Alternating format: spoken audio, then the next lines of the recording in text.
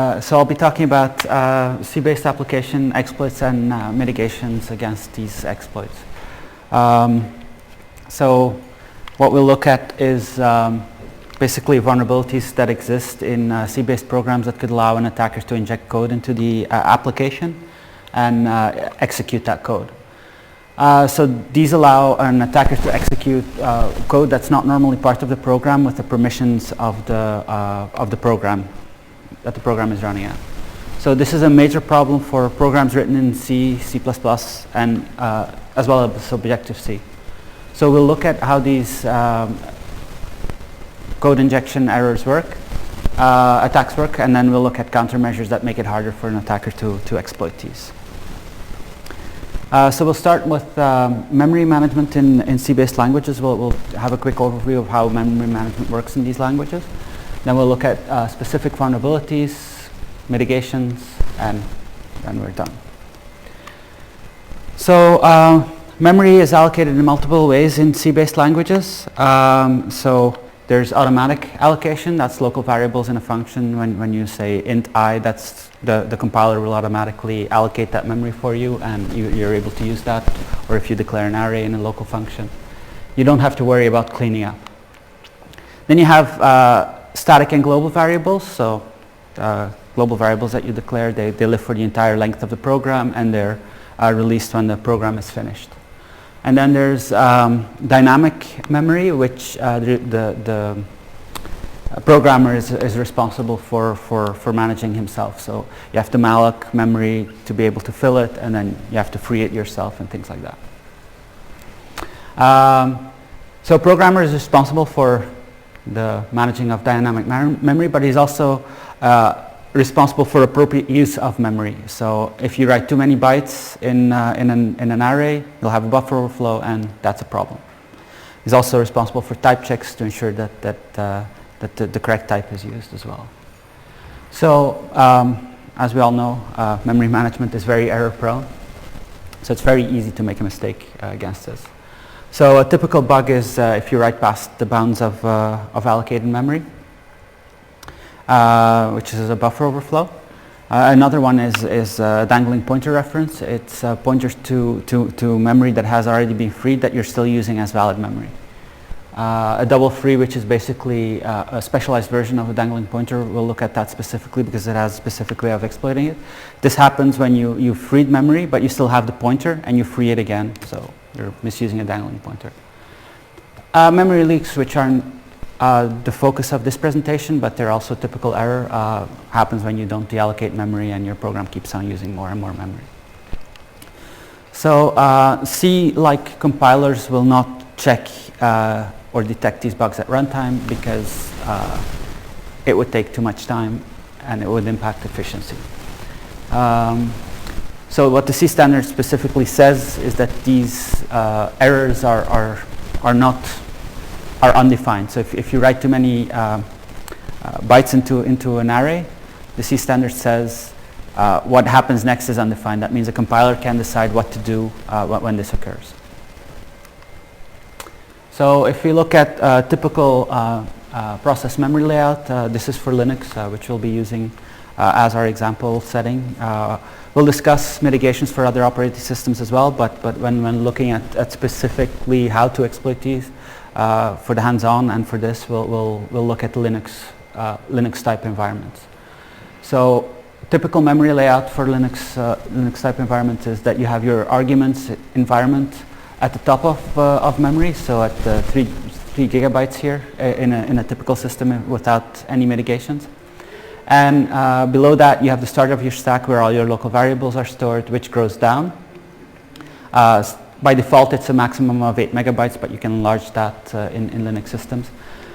And then you have the heap, which grows up towards the stack, and stack which grows down towards the heap. And in between, you have some shared memory that you can use when running multiple processes that need to share memory. Below the heap, you have static and global data.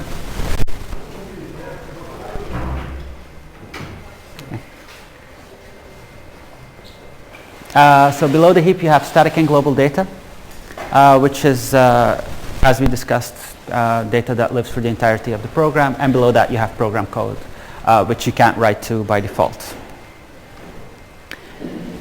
So that was a quick overview of memory management. So now let's start looking at specific vulnerabilities and how they work.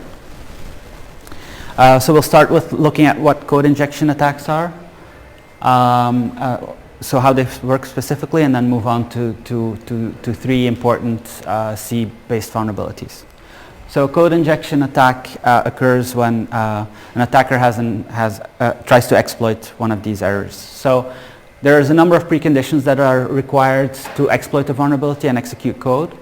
So an attacker has to do a number of things. He has to find a bug that can allow him to overwrite an interesting memory location. We'll see in a second what an interesting memory location is. So yeah, a buffer overflow would be this type of bug. He has to find an interesting memory location. That's not too hard. And then he has to copy his code in binary form into the program. This is also quite easy. You just give it as input to the program if you're allowed to specify the input to the program.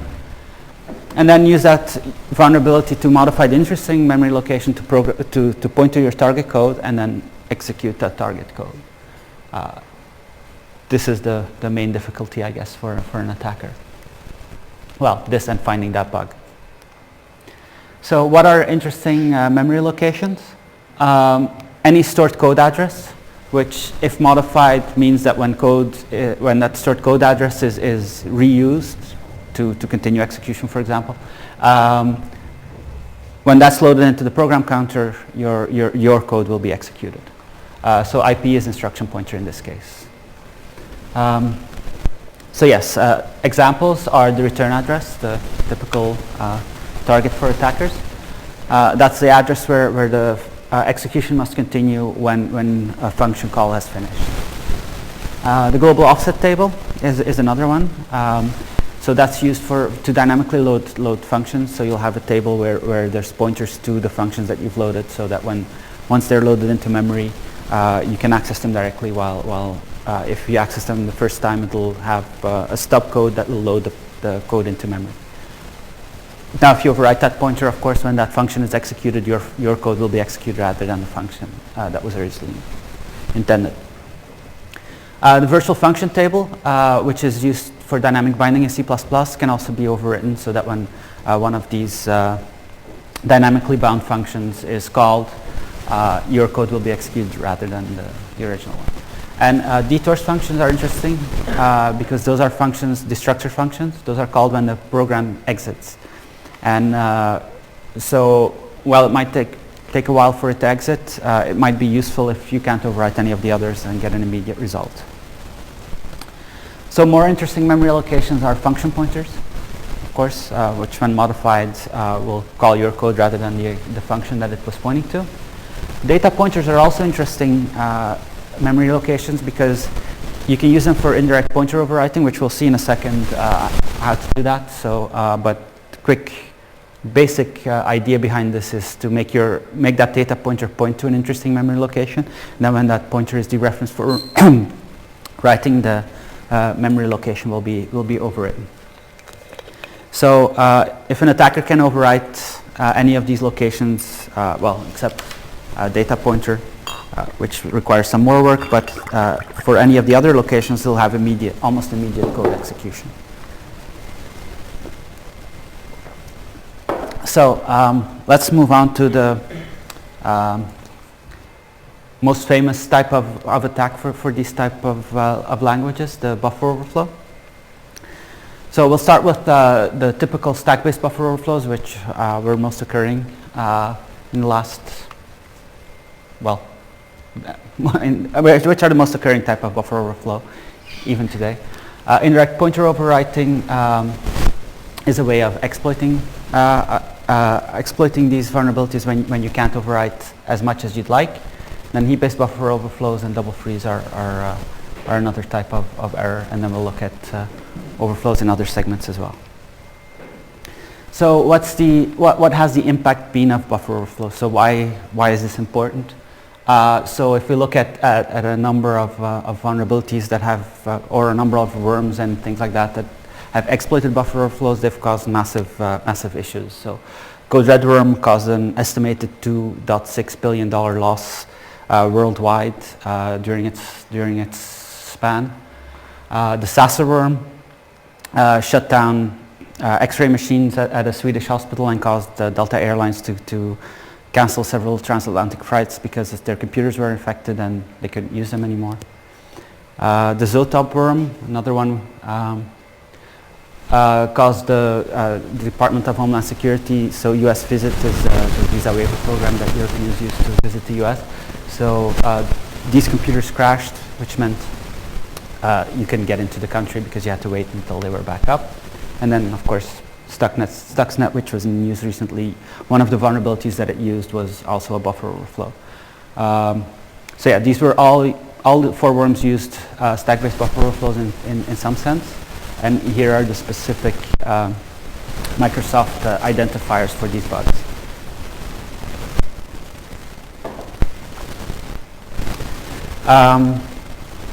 Yeah, ignore this because my talk was last night, not this night.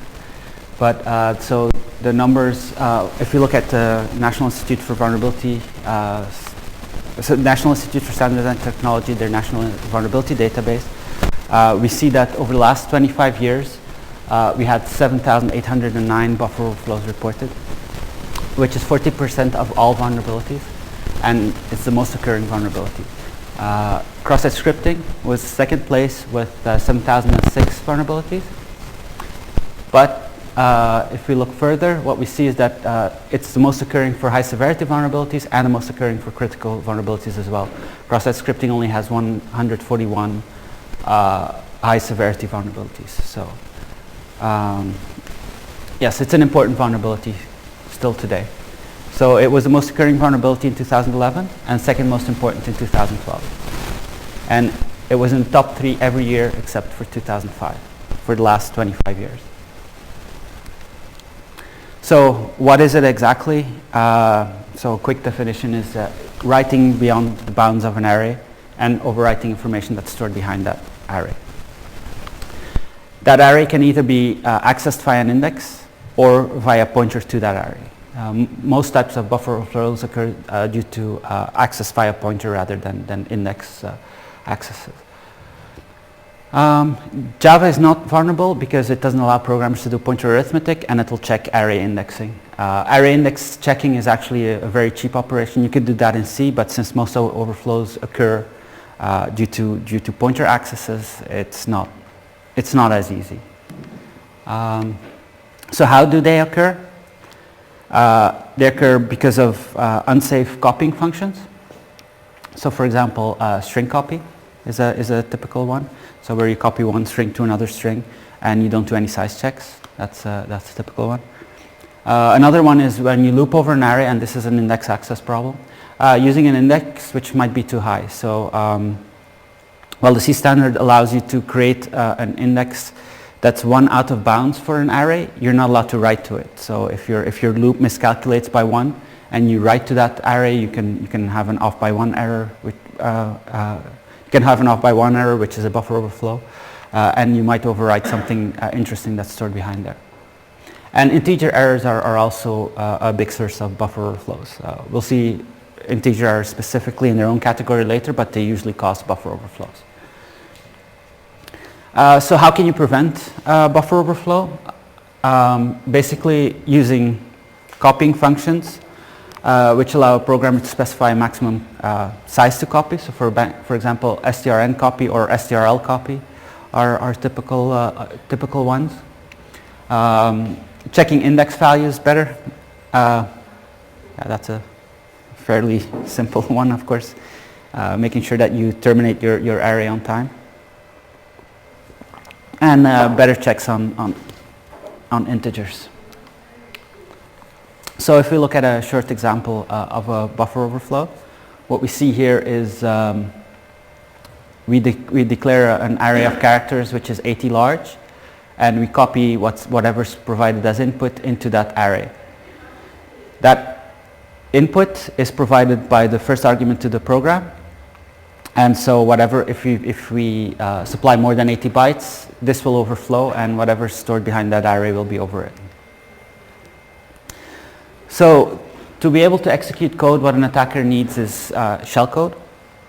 So that's a small program in machine code representation, and it's injected into the address space of the process, and then whenever the code jumps there, it just executes it. So for example, this program, which prints you in and then exits, which we'll be using in the hands-on session after this,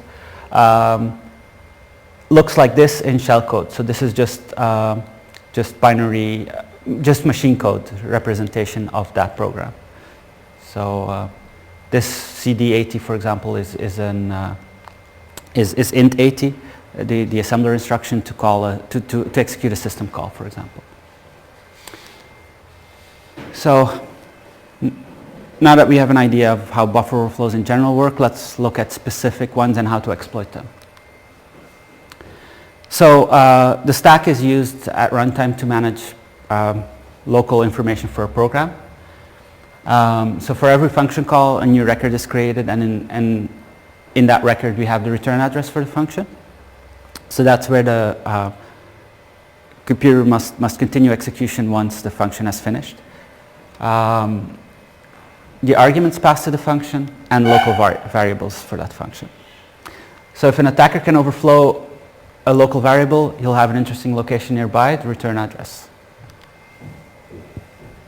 Now, there's also ways of exploiting buffer overflows which do not require overwriting the return address, for example. You can overwrite other data.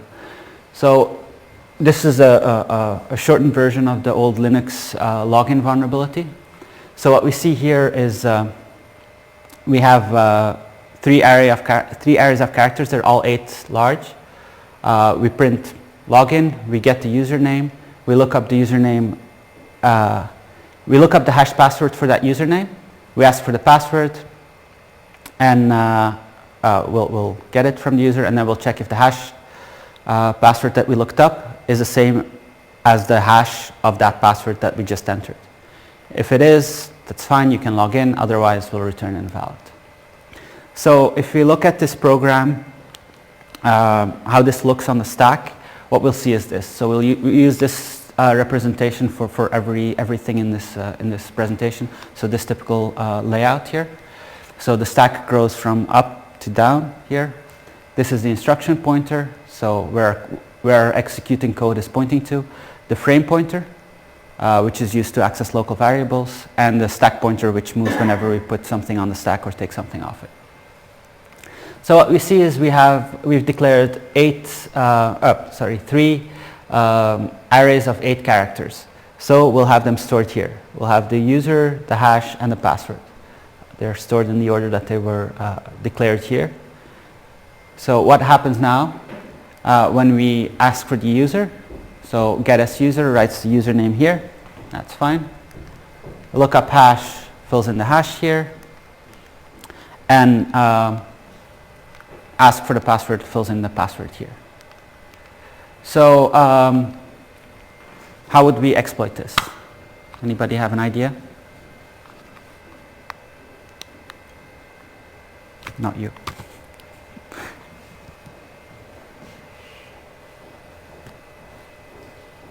Gets the subject boundaries. So when asking for the password, you can overwrite the looked up hash value. Exactly. Yep. So the attacker can specify a password that's longer than 8 characters, and he'll overwrite the hashed password. So if for example, the attacker enters AAA, BBBB, and where BBBB is the hashed password of AAA, what will happen is he'll have overwritten both the hashed and his own, and he'll have written the password. So he can log into any user account without knowing the password by just overwriting this. This is also called a non-control data attack because he didn't actually have to inject code or modify the control flow of the program. He used the existing control flow but just modified the behavior by modifying the data.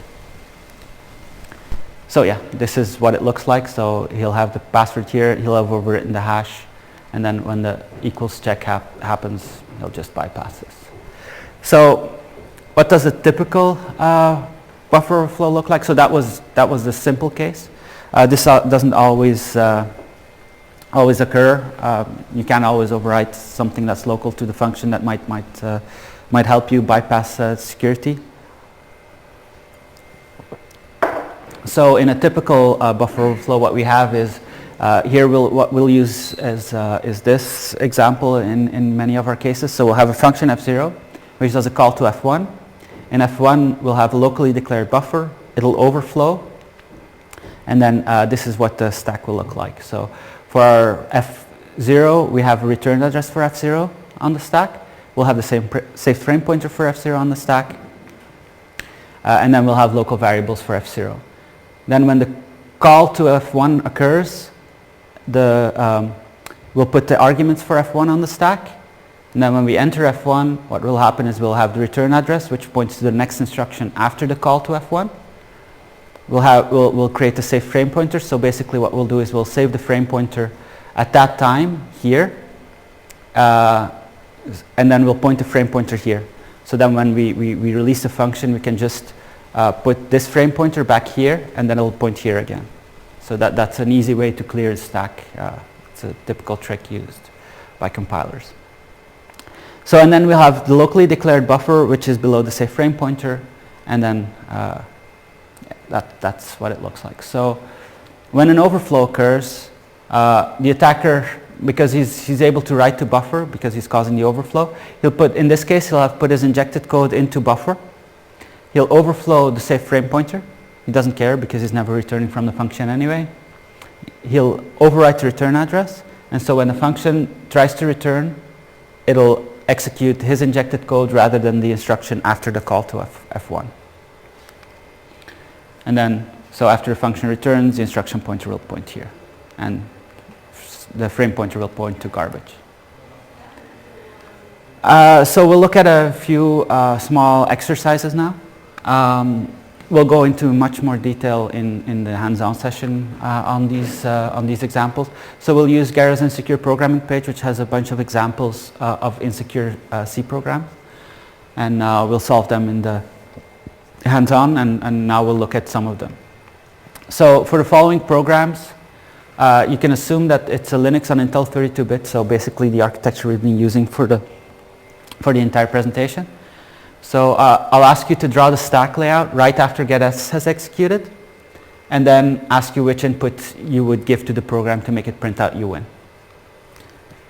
So this is a first example.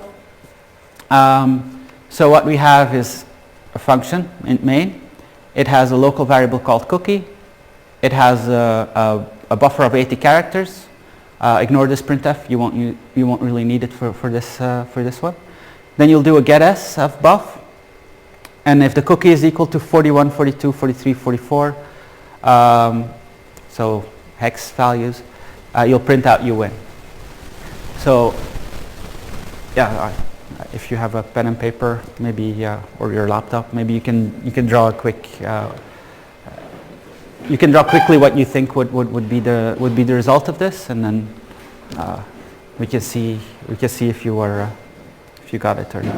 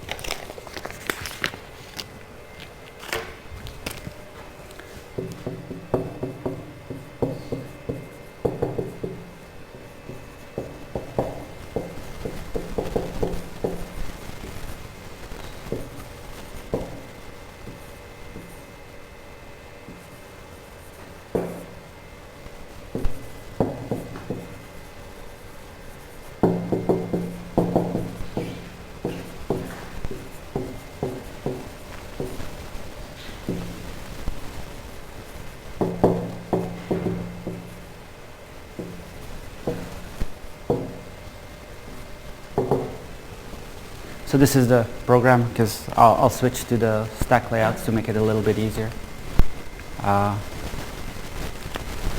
So kind of a drawing that shows basically what this looks like.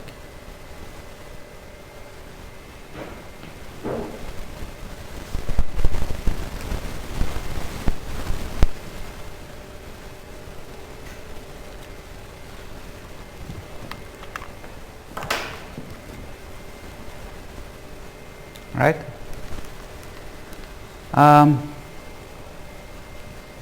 So can anybody tell me what input you would give to this program to get it to print out Younan?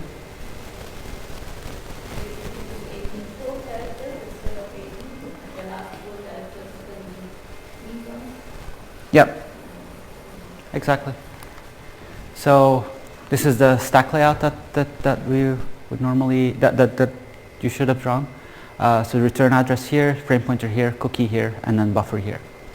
And so after the getS, you'll write 80 characters to fill in the buffer, and then so 41, 42, 43, 44 is this is 41, but since it's Intel 32-bit, it's little Indian, so we're going DCBA. So we have to put them in reverse, and then what we'll have here is ABCD that's written. Because it's considered an integer, it's stored in reverse. And so this is the first simple example that we'll be doing in the hands-on, and then we'll be moving on to much more complicated ones.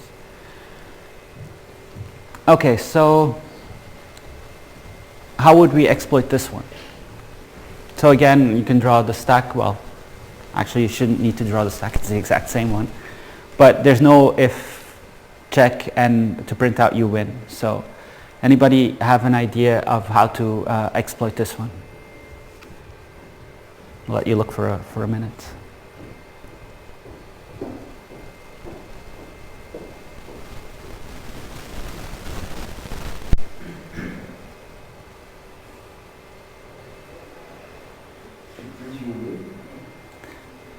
So you can assume that that there's shellcode to print Younan.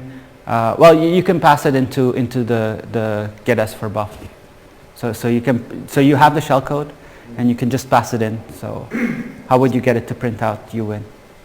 So you first insert the first part of the input is the shellcode, and then 12 bytes of, no, 8 bytes of something that doesn't matter, and then that address is stored there. Yeah, since this is the location of buffer, so we have this one again. Yeah, this example again. So this is our actual exploit code in this case. So we have our address of buffer, which was on the slide. So this is where buffer is located. So we'll have a buffer of 93 characters. The last one is for the null byte. So what we'll do is we'll copy into buff. I filled buff with 0x90s, which is an op instruction. So if we happen to overwrite something too much and we start executing that, it doesn't matter. But in this case, it's since we know the exact address of buff, it doesn't really matter in this case. So what we'll do is we'll copy our shellcode into buff, and then at 88, so we have 88 bytes of nothing. We'll write 4 bytes for the return address, and then when we print this out and pass this as input to the program to get it to getS, we'll execute our shellcode, which prints out Younan.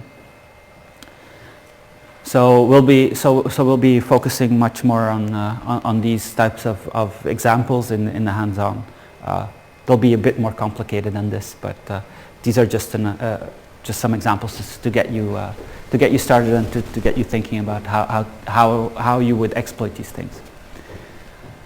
So yes, this is the graphical representation. So our injected code, 0x90s, to overwrite cookie as well, to overwrite the safe frame pointer, and then, so that's why we need 88. So 80 for this, 4 for cookie, 4 for the safe frame pointer, and then finally we reach our target, which is return address.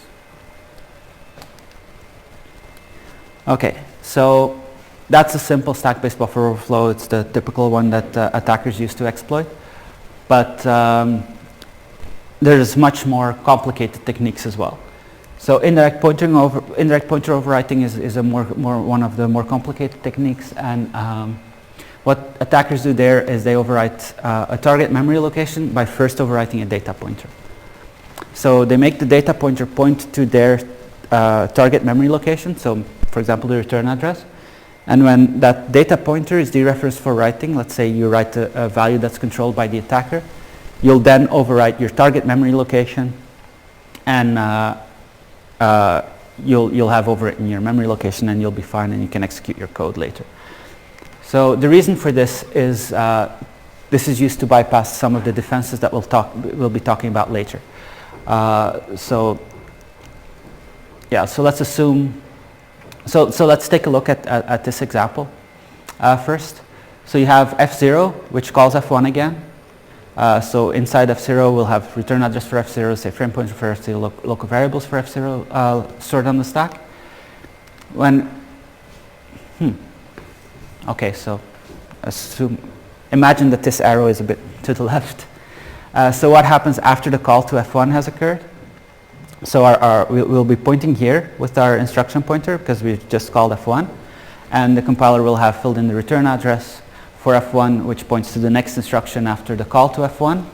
The save frame pointer for F1, we have a local variable which is a pointer which points to data here. This is random data somewhere in memory, we don't care. And then it will have a local variable called buffer. So the buffer will overflow here, and then we'll dereference pointer, and we'll write value to it. Value is also attacker control. So in this case, we'll have our injected code in the buffer.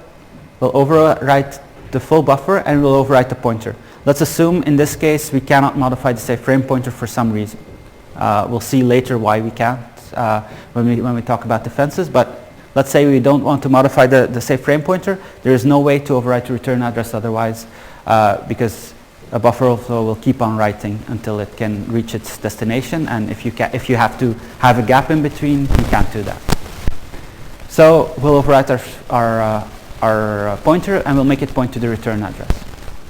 So now, instead of pointing to data, it'll point here.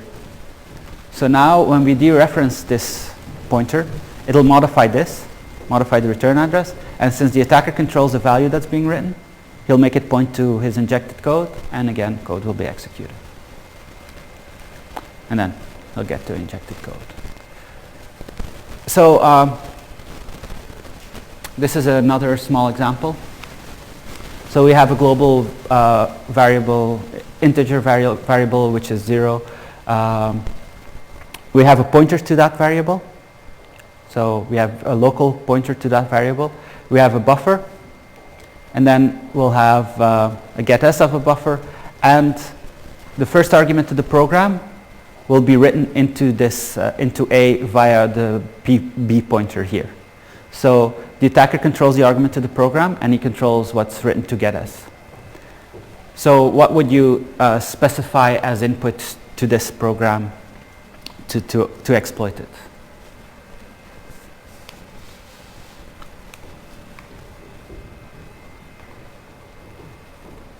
So our buffer is at this location.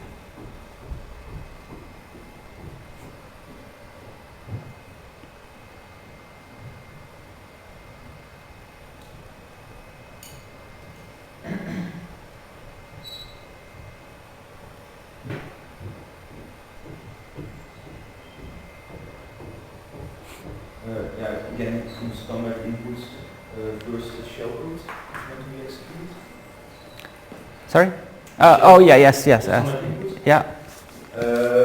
Then us, by 81 past the buffer,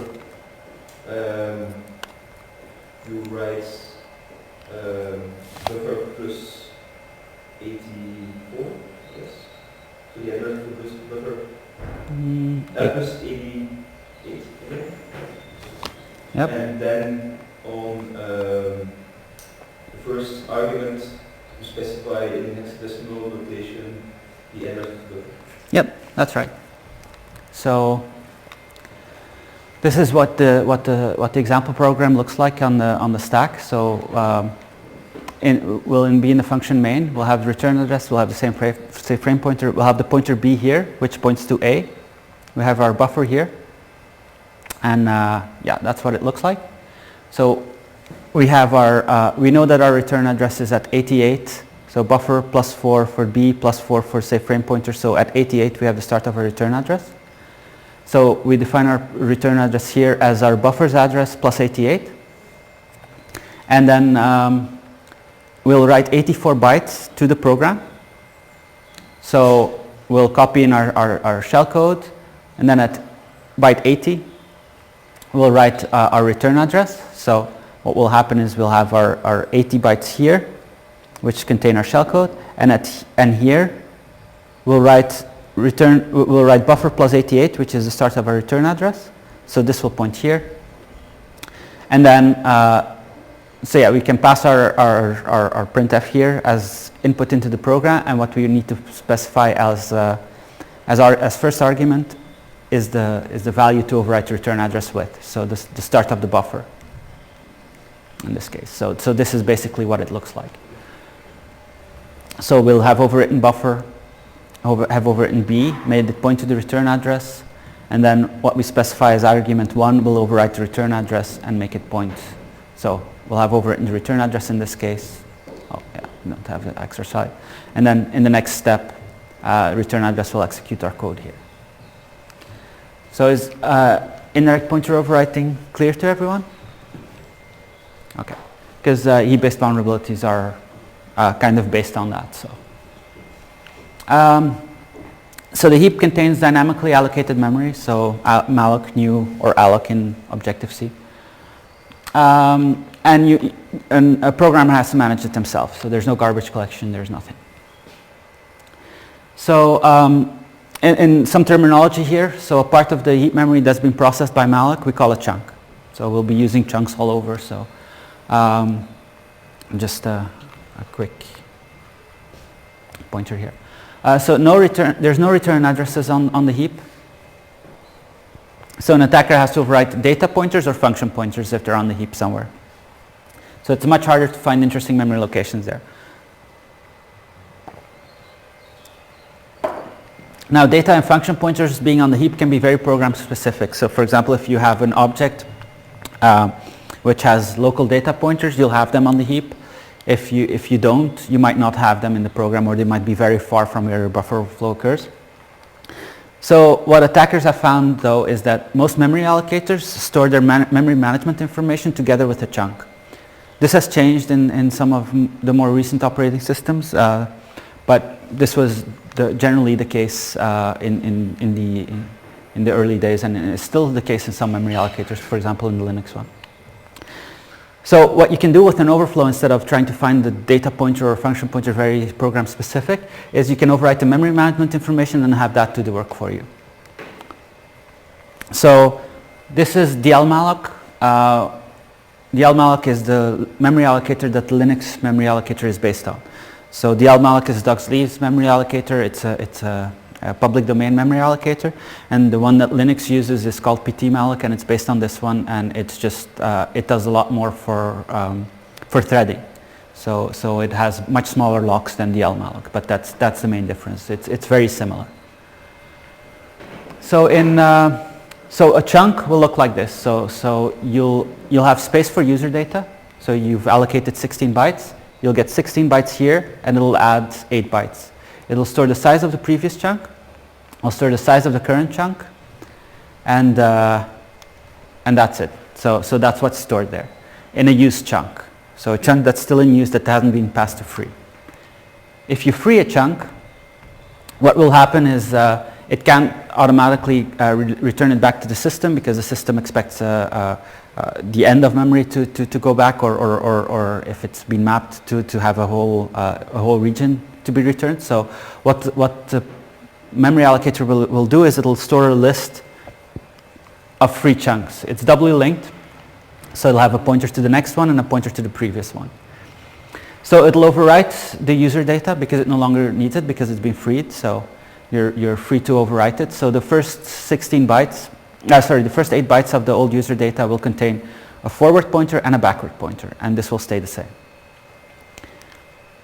Now, when you have two chunks that are freed and they're next to each other, of course you want to have a larger free chunk since it's more versatile, and let's say you have two 16-byte chunks that are freed and your next allocation is for a 32-byte byte chunk. Normally you can return the two 16-byte ones because if they're not next to each other, but if they're next to each other you can put them together into one larger one and then you can return that one to the user.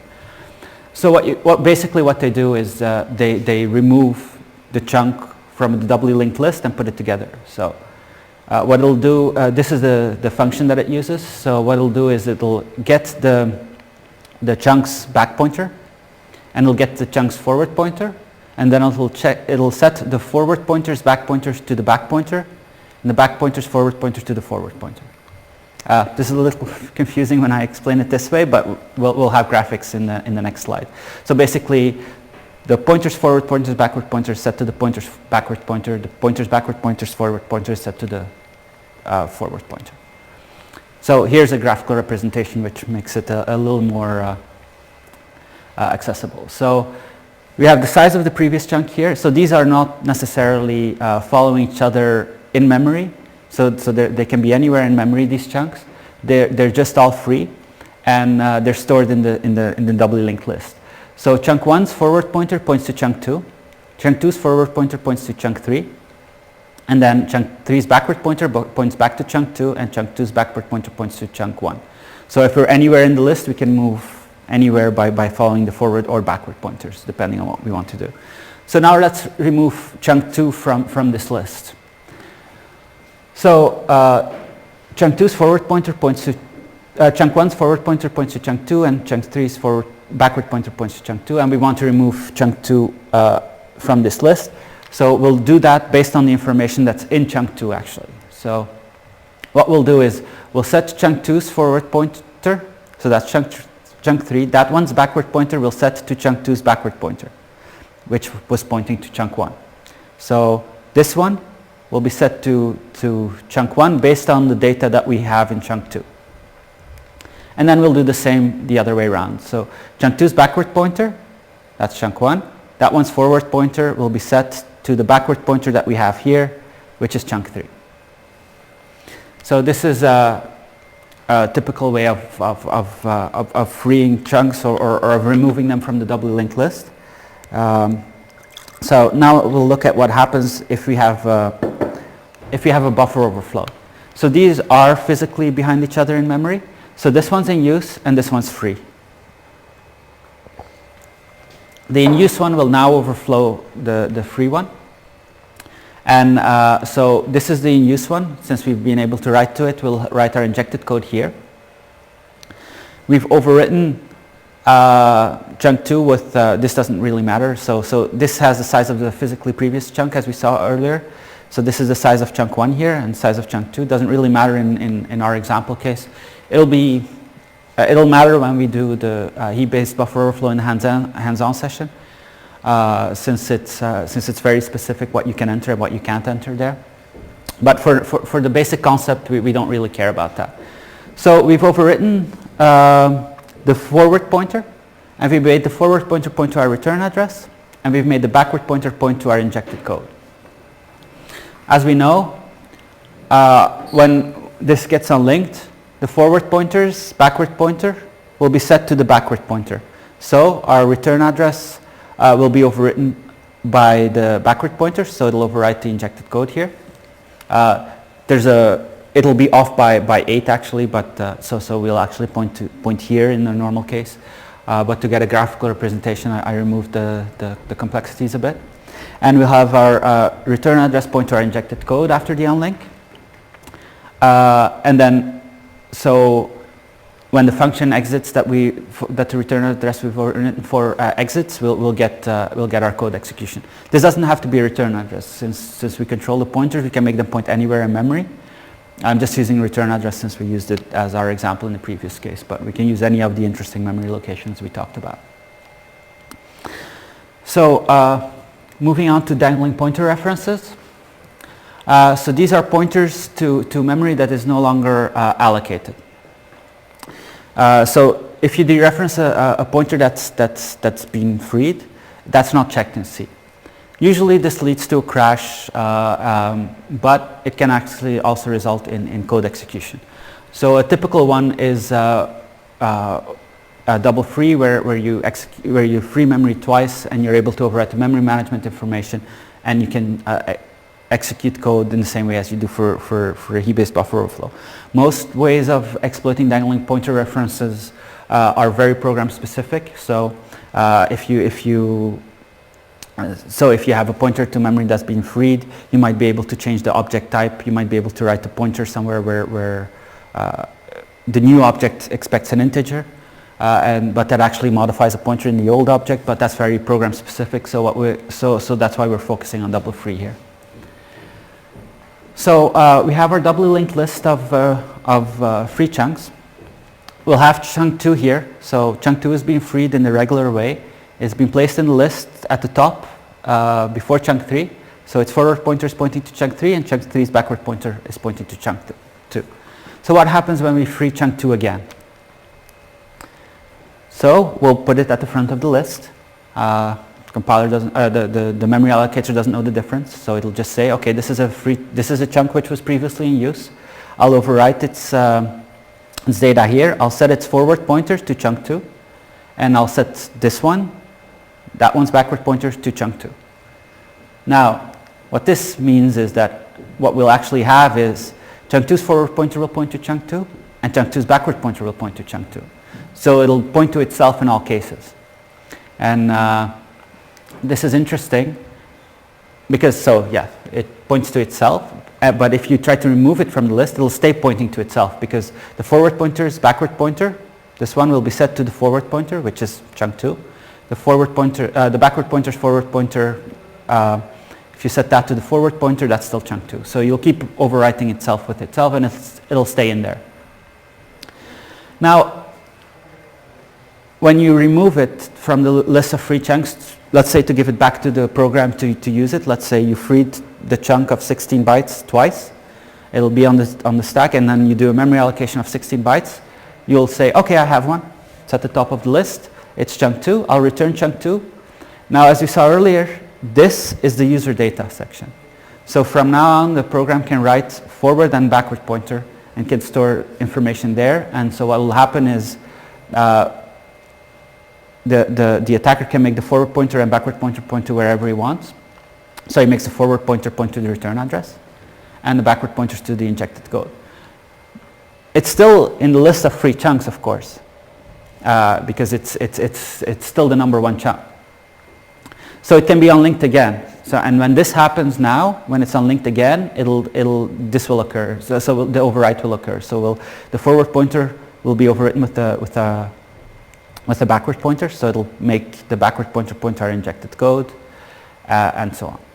And so that's how we exploit double free, for example.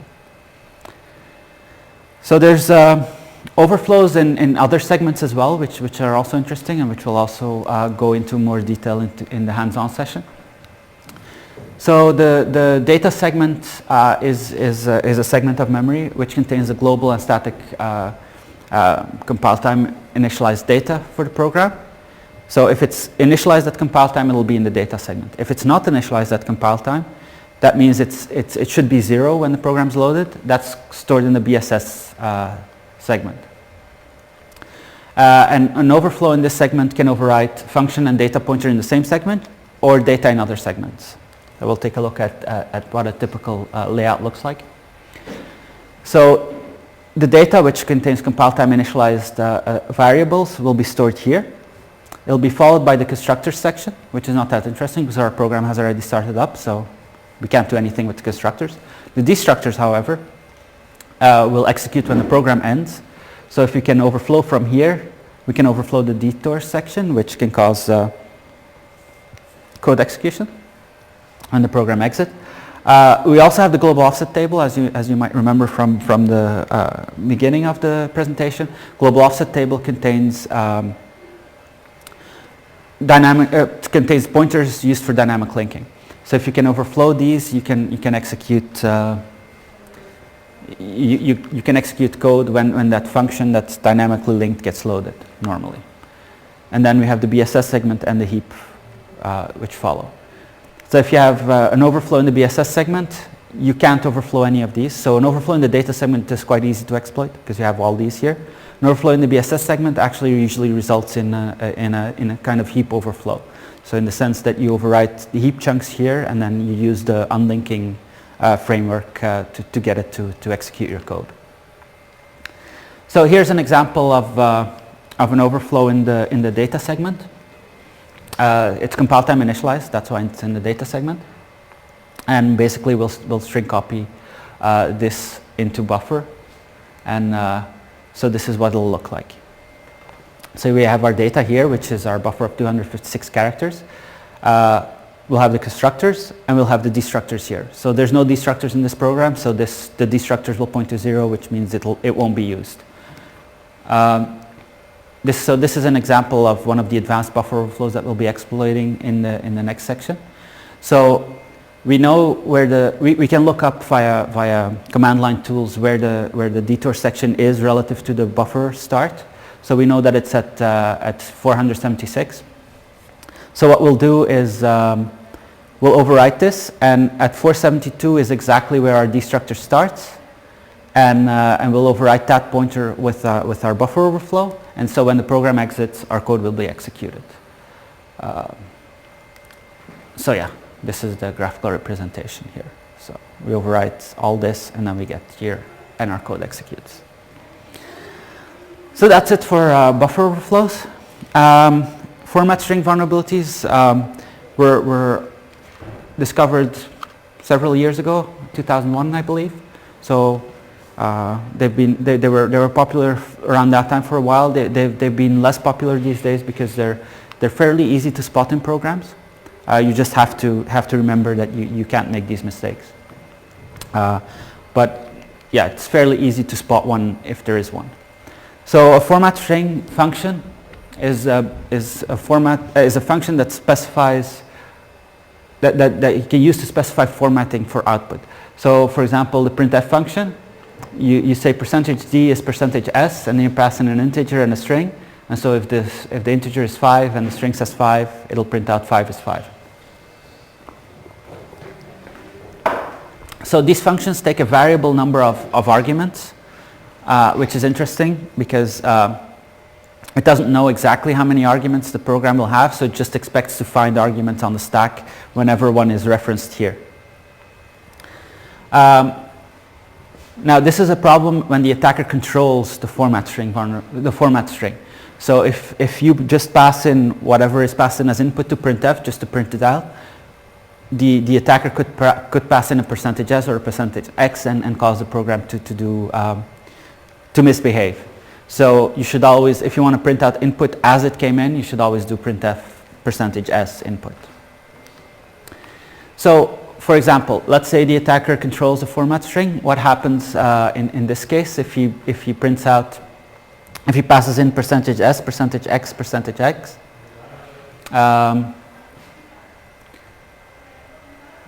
So yeah, in this is so this is the stack layout we have. So we have our F0 here. Our arguments to F1 to printf that we expect here. So we expect the format string, so this one, and then above that we expect %s, so we expect this data. But in this case, all we've passed into the program is a format string. So we'll have a return address for our say frame pointer here. So the attacker passes this in, it'll read one string and 2 integers from the stack in this case. So since we've passed only the format string, just input, which the attacker controls and has written this into it, it'll read actually the local variable of F0 as a string. It'll print that out. That'll read the safe frame pointer, and it'll read the return address, and it'll print all those out because the %x are the 2 integers that we're printing out as hexadecimal numbers. So in this case, we'll have exploited the format string vulnerability by just printing out data. So this is more of an information leak in this case, but interestingly enough, so yeah, this is what will be printed out. Interestingly enough, format strings can also write data, which is kind of weird. I don't know why they added this, but some compilers have removed it. So percentage %f will write the amount of data that normally should have been written to the screen. It will write it to a pointer to an integer. So if you write percentage 200x percentage n, it'll write 200 to the integer that percentage n points to. So for example, Microsoft removed this from their compiler because adding this is kind of like inviting hackers to exploit this function. Yeah, your pointer to the target location can be somewhere on the stack, anywhere on the stack, because you can pop values until you reach it. And then you write to that location using the percentage n. So you can write a bunch of percentage x's and then percentage n to overwrite a memory location. We have a couple of examples of those in the hands-on session, which delve into a lot more detail. A look at integer errors. So there's two types of main integer errors: integer overflows and integer signless errors. So an integer overflow occurs when you try to store too much information in an integer. So this is actually defined by the C standard. So this is allowed. So if you pass in 2 to the 31 minus 1 is the largest value that an integer can contain. So if your integer contains that value, you add 1 to it, you'll get 0. We'll wrap around. This is defined behavior, the wrapping around. But it can cause buffer overflows as well. So let's say you have your program and you read in the amount of data that you want to use, and you'll make sure that you have enough that you'll have enough memory allocated to make sure that you cannot overflow it. So the attacker can specify the size, and you'll add 1 to it, so that you can add the 0 byte at the end, and you want to make sure that an attacker cannot overflow it. Of course, in this case, if an attacker enters 2 to 31, so 4 billion and a bit as the argument here, if you add 1 to it, you'll malloc 0 actually. And a malloc 0 is implementation defined. So the malloc can either return null, but in most cases, it'll allocate the smallest possible chunk, which is 8 bytes large, because it contains the size of previous chunk, size of current chunk, and so on. So yes, it'll return the smallest possible chunk, 8 bytes, but you expect to have a chunk which is 4 billion bytes large. So when you try to write to it, you'll gladly overflow it, and you'll have an overflow. These are very hard to spot because they're allowed behavior. An integer overflow is expected behavior in a C program. So it's very hard to spot this in a program. Now, an integer signless error is related to this. In this case, a value is interpreted as both signed and unsigned. So let's say you read in a size from the user, but you want to make sure that it's less than the size of the buffer you've defined here. So you check, is A smaller than 100? Yes. Okay, then I can just do the string copy and everything's fine. This isn't the case because A here was unsigned.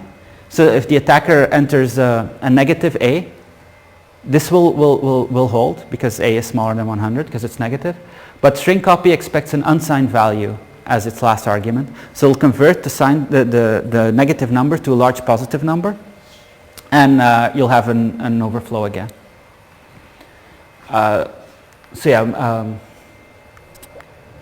Integer errors usually result in overflows in this case, and they're very hard to spot because casting from a signed integer to an unsigned integer is also allowed behavior, and is done without warnings or anything. It's just silently cast. I think GTC outputs warnings if you compare signed and unsigned integers. Maybe if you use specific flags, but in most cases. -WO. Of course you can cast it, but if you don't cast it, it will out warnings. Okay. So that makes it slightly easier to find. But so we've seen a bunch of errors now. So how can we protect against this? How have operating systems added protection against this? So that's what we'll look at now. So mitigations or countermeasures. So we've divided them into a number of categories. So we have probabilistic countermeasures, separation and replication, paging-based, bounce checkers, and verification. It's 10:30 that I have to stop, or? Yeah, okay, so I might have to skip over a couple of these because I'm going way too slow. Although, yeah. So let's look at yeah, so mostly these mitigations have academic sources, but we'll see how and if they're applied in modern operating system and compilers. So some of them have been implemented in Linux versions, in Windows 8, Windows 7, and so on. And we'll discuss the general shortcomings with the approaches, and so the major issues. But sometimes we'll look at operating specific issues, operating system specific issues, and how they were implemented. So probabilistic countermeasures are based on randomness. These are the most popular these days, and they're based on they assume that the memory remains secret, and they add some randomness into it, which makes it much harder to exploit. So the first approach that we'll look at is the canary-based approach. What we'll do, what the compiler does here, it adds a random number before the return address, or anywhere, and it'll check that random number before performing an action. If the random number has changed, an overflow has occurred. Because you've overwritten it, and it was right under the value you wanted to protect, and so you'll have a problem. So the most famous example of this is StackGuard, which was an academic paper released in 1999. And what it did was it placed a random number before return address when entering a function, and it checked it when exiting a function. So you have a copy of the random number somewhere in global memory. You have it here, you place it everywhere before the return address, and as long as it remains secret, an attacker can't overwrite it because he can't put it back. He can't overwrite the return address and put the value back because he doesn't know what it is. That's the main idea here. So if it's changed, you terminate the program rather than using the return address. So this is what it looks like. So we have our function f0, which calls f1, and here's our stack layout. So f0 has return address, same frame pointer, and right under the same frame pointer we have our canary, local variables, arguments for f1, return address, say frame pointer for f1. Our canary is here. We have a pointer to data, and we have our buffer here. So if an attacker tries to overwrite up to here, that'll change the canary, so he can't do that. So because when the function returns, the canary will be checked before using the return address, so it'll terminate the program. So this will not work.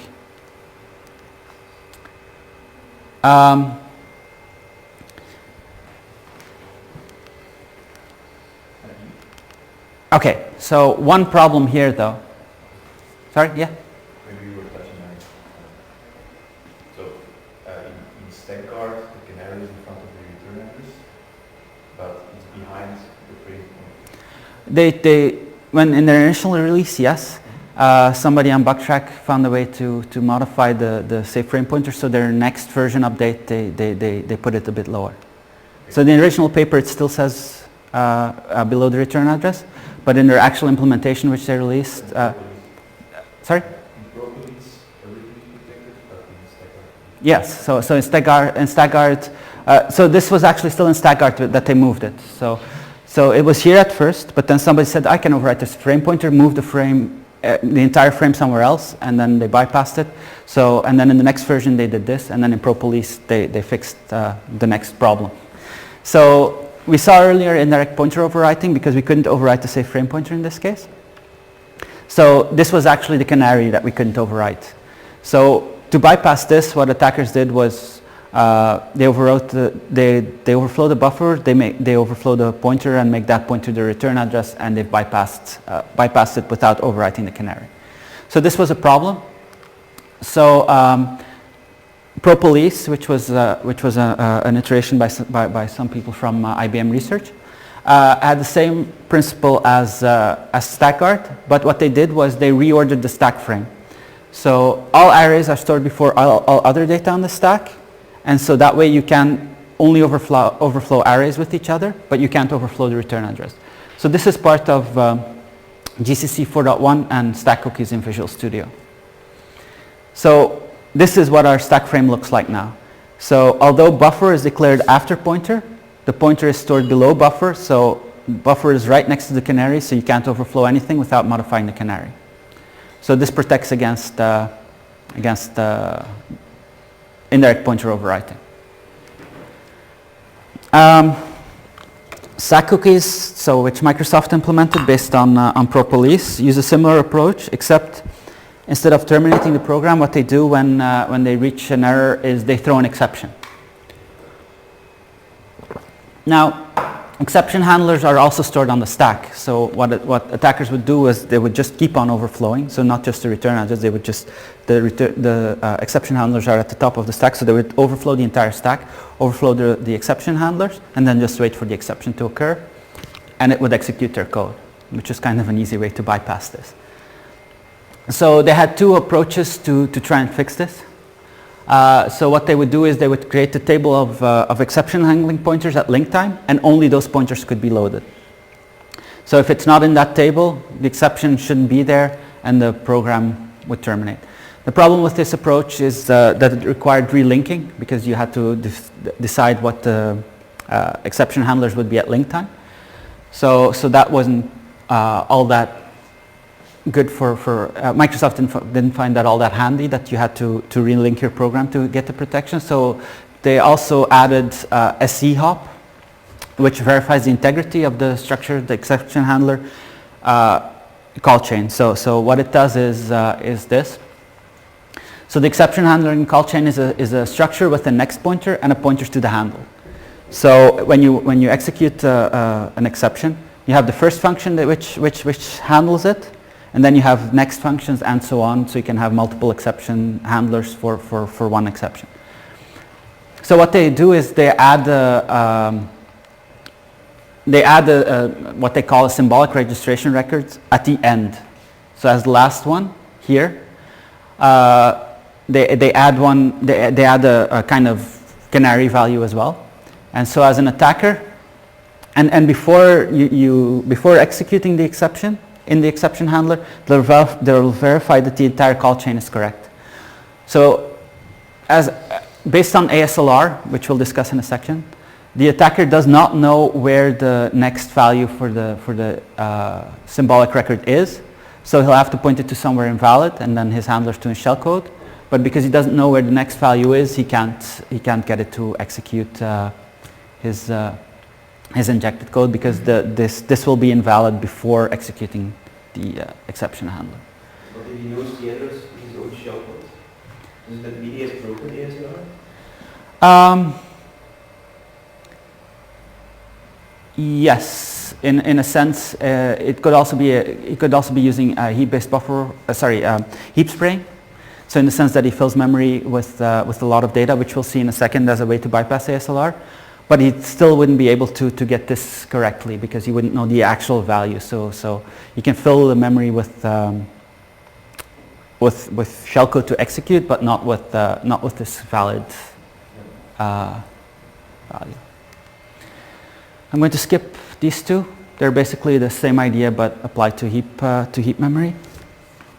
So one of the problems with canaries is that a random value can leak. What's to say that a program which suffers from buffer overflows does not suffer from buffer overreads or format string vulnerabilities, where you're printing out the values on the stack with %x. So for StackGuard, the problem was indirect pointer overwriting. Propolis actually also has some issues in that sense. An array of characters could be used to overwrite an array of pointers and things like that, because all arrays are next to each other. Now, the ones we saw specifically rely on one global random value. If you leak that, you can bypass the entire protection. So another protection is based on obfuscation of memory addresses. So what it does here in this case is it'll encrypt the memory location while it's in memory. So for example, you can XOR it. So when you store a pointer in memory, you XOR it with a secret value, and so it'll be C in memory. And when you want to use it again, you'll XOR it again, and then basically what you do is, as long as it's in memory, it's XORed with B. But when you load it into a register, you'll XOR it with B again, so you have the correct value in the register, and then you'll use that register to access memory. And the idea is that the attacker can't modify the value in the register without having code execution. So point guard is a typical example of this. So it protects all pointers by encrypting them with the XOR value. It stores the decryption key in a register, and it'll decrypt the pointer when it's loaded into the register and encrypt it when loaded into memory. And it'll force the compilers to do all memory accesses via the registers. Now, if a key or a pointer value leaks, you can bypass it because you can figure out what the key is based on the pointer's original value, or you can bypass it that way. Another interesting attack is a partial overwrite, actually. So the problem with XOR is that it's a bitwise operation. So this XOR this gives you this, but 44 XOR 50 also gives you 14. So if your injected code is relatively close to the value that you're overwriting, you might only have to overwrite the last byte. And so that only gives you 256 possibilities there. Because it'll still be decrypted correctly, because these first three bytes will still be the correct ones in the register. But these the last two ones are the ones you're looking for. So you might only need 256 tries to get a correct value. And if you're overwriting 2 bytes, it becomes 64K. So an example of this partial overwrite is here. So you have your buffer here.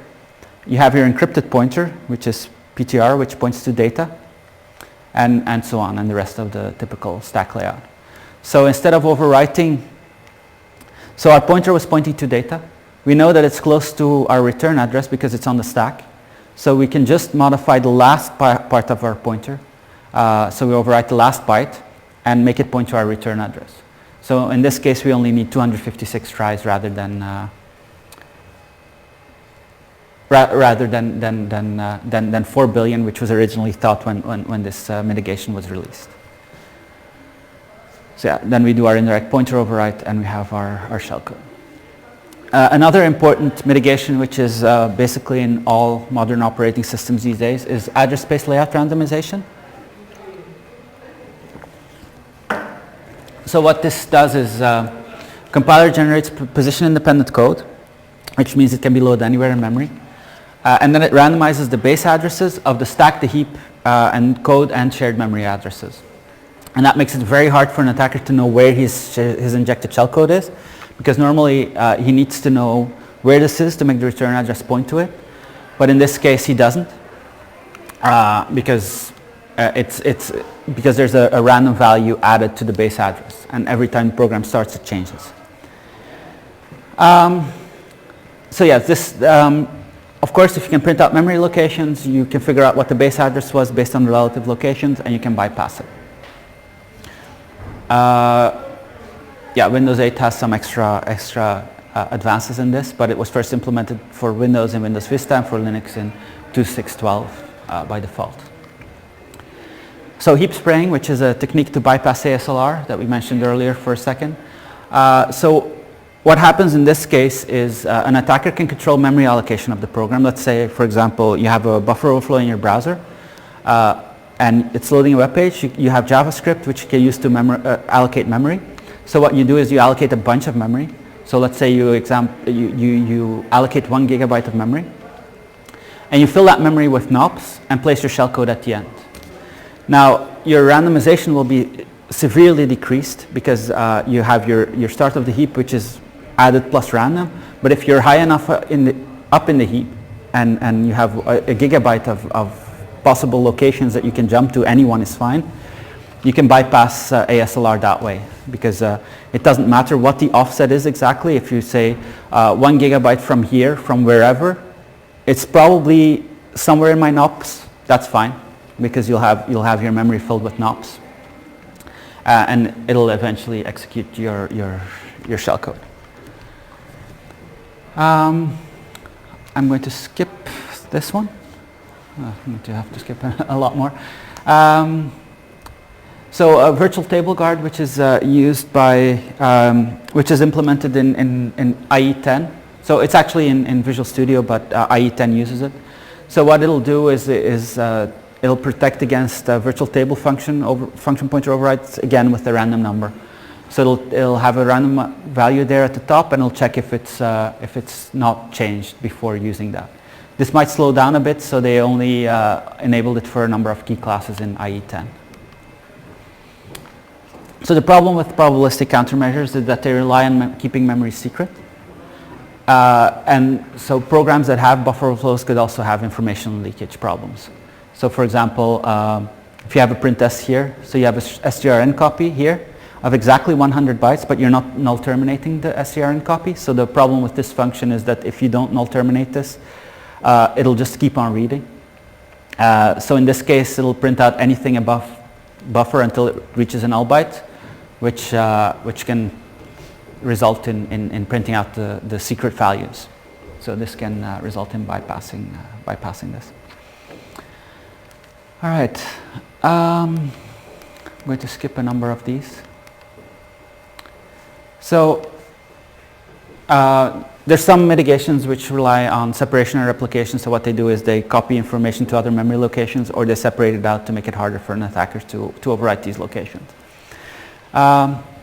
They're not as popular in modern operating systems, so that's why I figured I can skip them. Paging-based mitigations are interesting in the sense that they're implemented in most architectures these days. So what we have is a typical one is non-executable memory, sometimes called NX, sometimes called XN, depending on the architecture. So what it does here is that memory can be, in normal architecture, memory can be executable, writable, or readable. Older interprocessors actually didn't implement the executable bit. If it was readable, it was always executable, which is kind of a problem. But they eventually added the extra bit and allowing the OS to mark things as non-executable. So for example, you can mark the stack as non-executable, which means you can't inject your code there. And for example, OpenBSD takes this much further than other operating systems in the sense that they have W XOR X, which means it's either writable or executable, but never both. Now, programs doing just-in-time compiling have memory that's both executable and writable, so they might have to do some extra processing, which might slow it down a bit. So in that sense, this might be a problem. So if you have a stack-based buffer overflow in this case, if you point your return address to injected code, this stack is non-executable, so this code will not execute. So a typical way of bypassing this in early exploits would be to return to existing functions. This was called return into libc to bypass these countermeasures. So instead of executing your shellcode, you would execute, let's say, the system function. So you would place arguments for the function on the stack, and then kind of jump to that function via the return address. So for example, if you want to call system bin bash, you would place bin bash on the stack and then have your return address return to the system function, system call. So this is an example of this. So we have our typical stack layout, and then we'll have overwritten our return address. We'll point it to system, and then that system function call expects a pointer to a string on the somewhere. So we'll have a pointer to our string here, and then we'll have our string here. So basically, we've overwritten all this, and this kind of acts like a function call, and it has its arguments right above it. And so we'll have bypassed non-executable memory, but by executing existing code. Return-oriented programming is more generic than return to libc. So originally we could only execute existing functions, but what people saw was that you could actually execute anything as long as you do a ret right after it. So you can look through memory for code snippets, which do what you want, and then do a ret. And you can chain them together to get full functionality, Turing completeness, actually. So in libc, they found a bunch of snippets where they can jump to, and that does a return and executes what they want. So for example, if you need something to do a pop EAX followed by a ret, you look for that, and then the next one does moves EAX into ECX, does a ret, and the final one jumps to ECX. So let's say you were able to get the pointer you want to write into EAX, and then you need these ones to get that executed. So you have your overwritten return address here. It does pop EAX ret. So this is the value which is supposed to be put in EAX because pop reads from the stack. So after the pop, this ret executes. This one jumps here.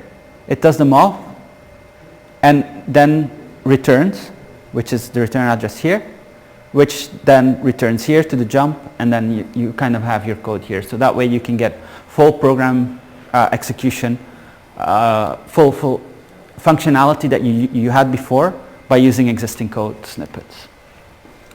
What's also interesting here is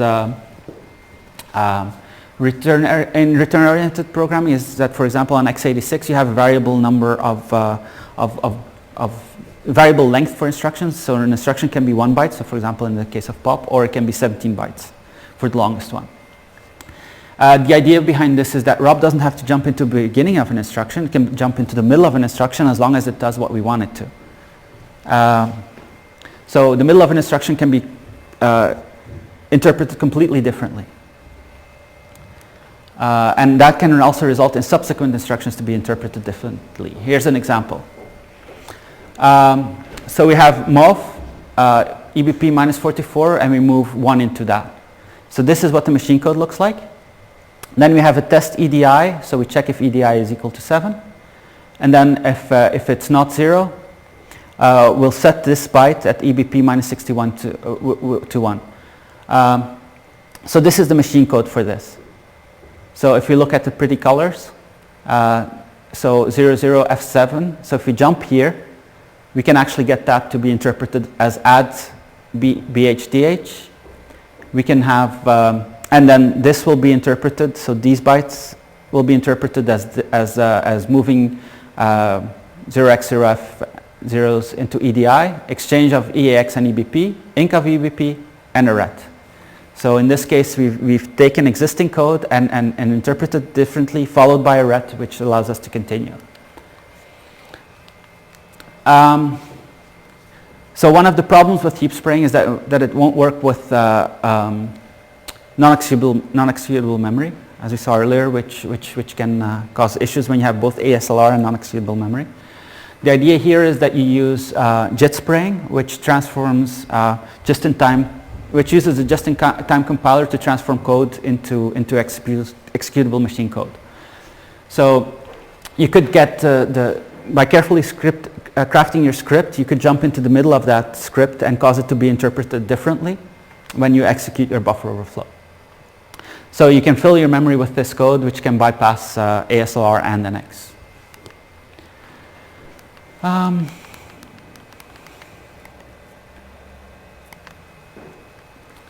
So verification countermeasures. So there's also bounds checkers, which make sure that you do not go out of bounds with your buffers. The main usage of this, the main problem that C has is that you have to do it for pointers, which can be fairly expensive, and most bound checkers have a significant performance overhead, so they're not often used in practice.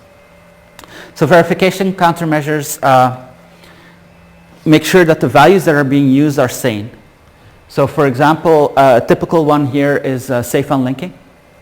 What it does here is that it'll check if your forward pointer, its backward pointer, is equal to your actual chunk that you have, and if your backward pointer's forward pointer is also equal to the chunk that you started off at. If both conditions hold, then you're fine, because then you can't actually have the overflow that we were talking about earlier, and you can do the unlink. If they don't, then then you just abort the program because something weird has happened in your memory allocator. So most memory allocators implement something like this now. In Linux, for example, they do. I'm going to skip to the conclusion now. So countermeasures exist in, have been widely deployed in modern operating systems these days. So ASLR, stack guard, safe unlinking, and non-executable memory are all present in every major operating system out there, even mobile. They've made exploitation significantly harder, but attackers, of course, have found various ways to bypass them, as we saw earlier, via heap spraying, JIT spraying, and so on. Windows 8 specifically has done significant improvements on mitigations. So they have a much higher entropy for ASLR. So on 64-bit systems, it makes it much harder to guess a random number. They have the force ASLR,